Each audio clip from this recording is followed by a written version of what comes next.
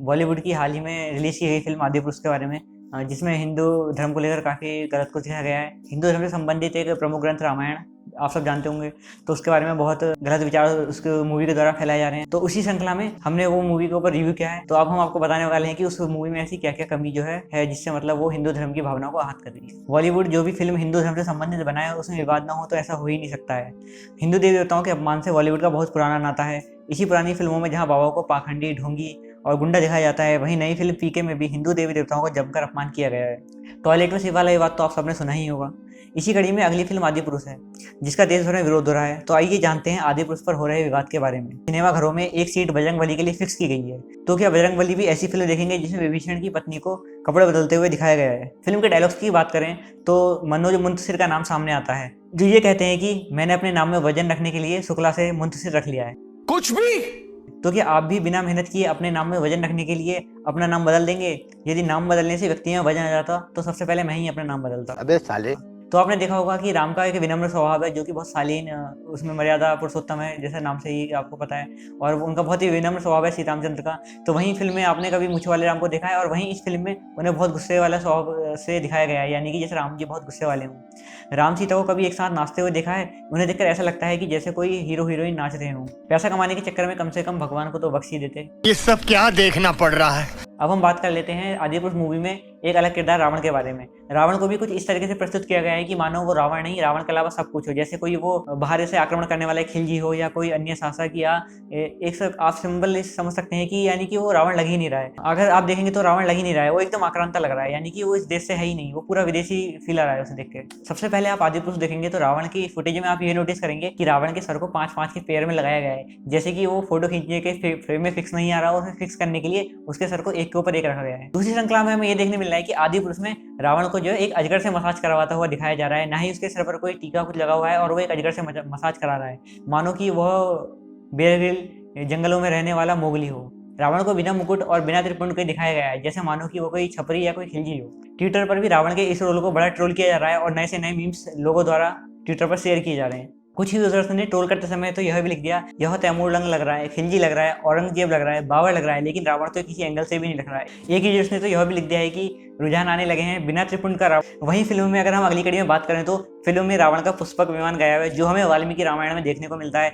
यहाँ पर रावण को पुष्पक विमान की जगह चमगादड़ पर यात्रा करते हुए दिखाया गया है, जैसे कि कोई हॉलीवुड फिल्म अवतार का किरदार हो। साथ ही रावण चमगादड़ को लेग पीस खिलाता हुआ भी दिखाई देता है। जब मेघनाथ हनुमान जी को रावण के पास लेकर जाते हैं तो रावण वहां पर लोहार का काम कर रहा होता है तथा शस्त्र निर्माण कर रहा होता है। इस सीन को देखकर मुझे यह समझ नहीं आता कि रावण लंका का राजा है या फैक्ट्री में काम करने वाला कोई लोहार। जलवा है हमारा। अगर हम फिल्म में किरदारों की आवाज की बात करी जाए तो किसी भी किरदार की आवाज में दम नहीं लगता है। रामानंद सागर की रामायण से तुलना की जाए तो यह इनके दूर दूर तक कहीं भी नहीं ठहरती है। वीएफएक्स बहुत ही गंदा है। रावण की लंका काली रॉक से दिखाई गई है। रामायण के अनुसार लंका स्वर्ण से बनी हुई थी, जो चमक उत्पन्न करती है। देश का बच्चा बच्चा जानता है कि रावण की लंका सोने की थी, ना कि काली चट्टान होगी। चमगादड़ पर उड़ते हुए रावण को मां सीता को ले जाते हुए दिखाया गया है। इससे अच्छा वीएफएक्स तो हमारे गली में रहने वाले 10-10 साल के बच्चे मोबाइल से कर लेते हैं। डायलॉग्स के बारे में बात करी जाए तो वो बहुत ही बेकार है। रावण जो डायलॉग्स इस फिल्म में बोलता है, उन्हें देखकर लगता है कि रावण की आत्मा यही बोलती होगी, लाख बुराइयां थी मुझ में पर मैं छपरी नहीं था। सारे डायलॉग छपरी वाले हैं। डायलॉग सुनकर ऐसा लगता है कि मानो ये रावण नहीं बल्कि शहर की गलियों में बनने वाली कोई फिल्म गली बॉयज हो, बस इसमें गालियों की कमी है। साथ ही अगर हम अगले डायलॉग्स की बात करी जाए तो मेघनाथ द्वारा कहा गया है, तो उसमें मेघनाथ हनुमान जी की पूंछ में आग लगाते हुए कहता है कि जली ना, अब और जलेगी, बेचारा जिसकी जलती है वही जानता है। हनुमान जी मेघनाथ का उत्तर देते हुए कहते हैं, कपड़ा तेरे बाप का, आग तेरे बाप की, तेल तेरे बाप, जलेगी भी तेरे बाप की। गजब बेइज्जती है।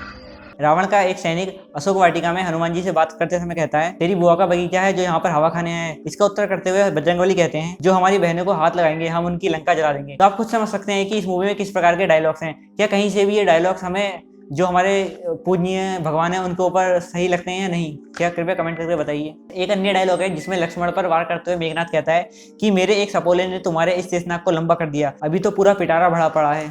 इस मूवी में एक अन्य डायलॉग दिखाया गया है जिसमें विभीषण रावण से कहता है, भैया आप अपने काल के लिए कालीन बिछा रहे हैं। तो आप खुद समझ सकते हैं कि किस तरीके के डायलॉग्स इन्होंने किरदारों को बोलने के लिए दिए हैं। आदि पुरुष का रिव्यू करने के बाद मुझे एक बात समझ आ गई है, पता चल गई है कि यह फिल्म बॉलीवुड में ही नहीं बल्कि किसी जंगल में बनी है, और डायलॉग लिखने वाला कोई इंसान नहीं बल्कि कोई जानवर है। अगर मैं अपने ऑनेस्ट रिव्यू की बात करूँ, पहली बात तो ये कि धर्म से संबंधित यानी कि दूसरे धर्म की भावनाओं को आहत करती हुई फिल्म है, क्योंकि कुछ आजकल के जो युवा हैं वो क्या करते हैं, वो इस मूवी को देख रहे हैं और एज अ फन वे में ले जा रहे हैं कि हाँ ये एक मजे की मूवी है, पर लेकिन ऐसा कुछ नहीं है।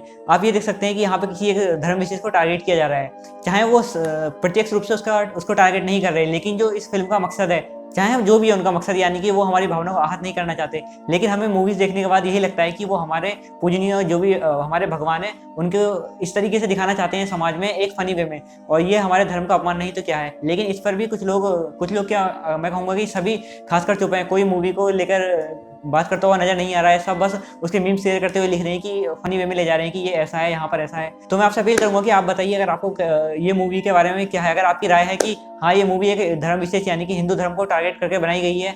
चलो ये छोड़ दो कि हम यह भी नहीं मानते कि यह मूवी किसी धर्म विशेष को टारगेट कर बनाई गई है, लेकिन जो मूवी बनाई गई है उसको देखकर साफ तौर पर ऐसा लगता है कि वह हिंदू धर्म के ऊपर ही बनी है, यानी कि वो उस धर्म की भावना को आहत कर रही है। वहाँ पे जो हमारे पूजनीय भगवान है जिनकी बहुत मान्यता है, जिनको मतलब बहुत पूजा जाता है हिंदू धर्म में, तो उन्हीं को एक नकारात्मक छवि उनकी लोगों में फैलाया जा रहा है, यानी कि एक भ्रामकता फैलाई जा रही है ये बॉलीवुड के कलाकारों द्वारा। तो मैं आपसे अपील करूंगा कि आप बताइए इस वीडियो के बारे में। तो ये मेरा एक ऑनेस्ट रिव्यू था जो मैंने मूवी देखने के बाद मेरे को लगा। तो अगर मैं ओवरऑल बात करूँ तो मुझे मूवी कहीं से पसंद नहीं आई। देखो वीएफएक्स तो उसमें वीएफएक्स और डायलॉग डिलीवरी तो सबसे बेकार ही थे, लेकिन दूसरा सबसे बुरा मुझे यह चीज लगी कि जो वहाँ पर एक धर्म विशेष को उन्होंने टारगेट करके दिखाया है। अगर मान लो चलो वीएफएक्स बुरा होता, ऑडियो डायलॉग्स बुरे होते, एक बार को चल जाते, कोई नहीं मूवी बनाई है, लेकिन वो किसी धर्म विशेष को टारगेट की गई है। आप देख सकते हैं हिंदू धर्म को कितना उसके साथ मजाक वे में या फनी वे में उसमें दिखाया गया है। तो मैं आप सबसे यही करूंगा कि इस मूवी को ना देखें, हो सके तो विरोध करिए, और बाकी अब सब आपकी इच्छा है। तो गाइस मेरा रिव्यू सुनने के बाद आपको कैसा लगा? अगर आपको वीडियो अच्छी लगी तो आप आदिपुरुष उसके बारे में नीचे मुझे कमेंट मारकर और बता सकते हैं कि इस मूवी में आपको क्या बुरा लगा और आपकी क्या राय है इस मूवी के ऊपर। धन्यवाद।